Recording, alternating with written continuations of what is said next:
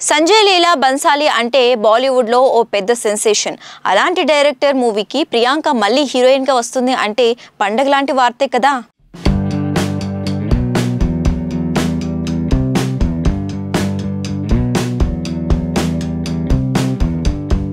దాదాపు 5 ఏళ్ల తర్వాత నటి ప్రియాంక చోప్రా బాలీవుడ్లోకి రీఎంట్రీ ఇవ్వనున్నారని ఇండస్ట్రీ వర్గాలు అంటున్నాయి.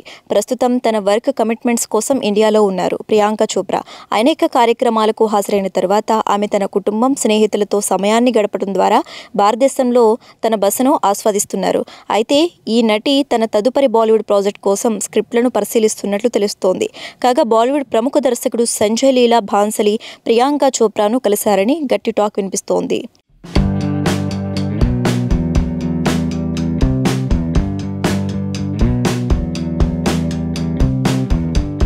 ఇన్సైడ్ రిపోర్ట్స్ ప్రకారం ప్రియాంక ఒక పీరియాడికల్ యాక్షన్ డ్రామా కోసం బాన్సలితో కలిసి పనిచేయడానికి సిద్ధంగా ఉన్నారట. కాగా ఇటీవల ఓ వెబ్సైట్లో ప్రియాంక టీం సభ్యులు ఆమె అనేక స్క్రిప్ట్లను పరిశీలిస్తున్నారని, కానీ ఒక నిర్ణయం తీసుకోవడానికి ఇంకా సమయం పట్టవచ్చు అని తెలిపారు. నిజానికి గత కొన్ని నెలలుగా చాలా మంది మేకర్స్ని కలిసినా వాస్తవానికి సంజయ్ లీలా బాన్సలి చెప్పిన స్క్రిప్ట్పై ఎక్కువ ఆసక్తి చూపుతున్నారట. ఆమెకు ఈ ప్రాజెక్ట్ నచ్చి టైమ్ లైన్, షెడ్యూల్తో పాటు కాస్ట్యూమ్స్ పై కూడా నిర్ణయం తీసుకోవటానికి పలుసార్లు కలుస్తున్నారట.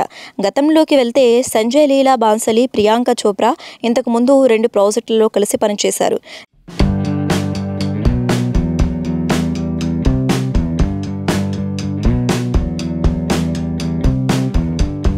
దీపికా పదుకునే, రణవీర్ సింగ్ నటించిన గోలియోన్ కి రాస్లీలా రామ్లీలా 2013లో రామ్ చాహే లీలా అనే డాన్స్ నెంబర్లో ప్రియాంక చోప్రా కనిపించి ప్రేక్షకులను విపరీతంగా అలరించారు. ఆ తర్వాత ఆమె బాజీరావ్ మస్తానీలో కసీబాయ్ పాత్రలో అద్భుతంగా నటించారు. ఈ చిత్రంలో దీపిక, రణవీర్ సింగ్ కూడా ప్రధాన పాత్రలో నటించారు. మరి ముచ్చటగా మూడోసారి సంజయ్ లీలా బాన్సలి సినిమాలో ప్రియాంక చోప్రా నటిస్తారా లేదా తెలియాలి అంటే కొన్ని రోజులు ఆగక తప్పదు. ఇండస్ట్రీలో ఎప్పటికప్పుడు కొత్త ట్రెండ్స్ రావటం మామూలే, కానీ మూవీ బిజినెస్ లో కూడా ఈ చేంజ్ వచ్చేసింది. ఇప్పుడు డబ్బు సంపాదించుకోవటానికి లక్ష మార్గాలు ఇక్కడ.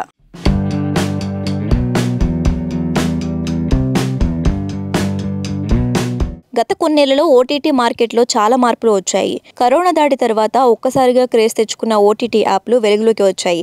అయితే ఎంత తొందరగా పైకి వచ్చాయో అంతే తొందరగా పడిపోయే ప్రమాదంలో కూడా పడ్డాయి. అందుకే స్లంలో ఉన్న ఓటీటీ బిజినెస్ను మళ్ళీ ట్రాక్లోకి తేవటానికి కొత్త ట్రెండ్ మొదలుపెట్టారు. అదే ఒక సినిమాకి మల్టిపుల్ స్ట్రీమింగ్ పార్ట్నర్స్ అనే ట్రెండ్. కాగా ఈ ట్రెండ్ను పాన్ ఇండియా సినిమాలతో మొదలుపెట్టారు. పాన్ ఇండియా సినిమాలు హిందీ వెర్షన్ హక్కులు మాత్రం ఒక సెపరేట్ ప్లాట్ఫామ్కు ఇచ్చి మిగతా అన్ని వెర్షన్స్ మరో ప్లాట్ఫామ్కు ఇవ్వటం ఈ మధ్య కొత్త ఆనవాయితీగా మారింది.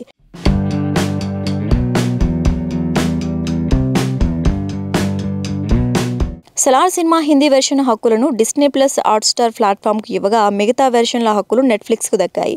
ఒక లేటెస్ట్ బ్లాక్ బస్టర్ హనుమాన్ ఒక అడుగు ముందుకేసి ఏకంగా 3 ఓటీటీ ప్లాట్ఫామ్లతో డీల్ సెట్ చేసుకుంది. హనుమాన్ తెలుగు వెర్షన్ G5లో స్ట్రీమింగ్ అవుతుండగా హిందీ వెర్షన్ జియో సినిమా యాప్లో స్ట్రీమింగ్ అవుతోంది. కాగా హనుమాన్ తమిళం, కన్నడ, మలయాళం వెర్షన్లను ఏప్రిల్ 5 నుంచి డిస్నీ ప్లస్ హాట్స్టార్లో స్ట్రీమింగ్కు అందుబాటులోకి వస్తాయని ఈ రోజు ఉదయం దర్శకుడు ప్రశాంత్ వర్మ ప్రకటించారు. ఇకపై వచ్చే భారీ పాన్ ఇండియా సినిమాలు కూడా ఇదే దారిన పోయే అవకాశాలు ఉన్నాయని గట్టి టాక్ వినిపిస్తోంది. ఆ రకంగా చూసుకుంటే డిజిటల్ బిజినెస్ సజావుగా సాగటానికి పాన్ ఇండియా సినిమాల నిర్మాతలు తమ వ్యూహాన్ని మార్చుకున్నారని కనిపిస్తోంది.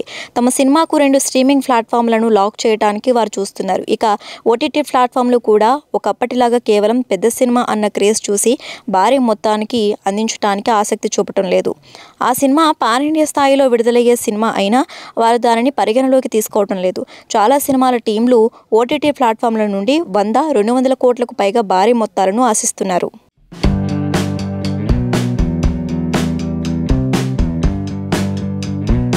ఒక దశలో సినిమా నష్టాలను తక్కువ చేసుకునేందుకు ఓటీటీ డీల్స్ సహాయపడ్డాయి. అయితే ఇప్పుడు పరిస్థితి మారింది. ఎంత అడిగితే అంత ఇవ్వటానికి ఓటీటీ సంస్థలు సిద్ధంగా లేవు. లక్కీగా కొన్ని సినిమాలకు విడుదల తర్వాత ఓటీటీ డీల్స్ జరుగుతుంది. హనుమాన్ సినిమా డిజిటల్ బిజినెస్, అందుకే మంచి ధరకు కుదిరింది. అలాగని అన్ని సినిమాలకు అలా జరగటం కష్టమే కదా. అందుకే సినిమా ఫస్ట్ లుక్, టీజర్ దగ్గర నుంచి ప్రేక్షకులతో పాటు ఓటీటీ టీమ్స్కు కూడా ఆకట్టుకునేందుకు నిర్మాతలు చూస్తున్నారు. మరి ఓటీటీ బిజినెస్ కోసమైనా తెలుగు నుంచి వచ్చే పాన్ ఇండియా సినిమాలు కంటెంట్ మరింత స్ట్రాంగ్గా ఉండేలా చూసుకుని మల్టిపుల్ స్ట్రీమింగ్ పార్ట్నర్స్ ట్రెండ్తో లాభాలను ఆర్జించాలని ఆశిద్దాం.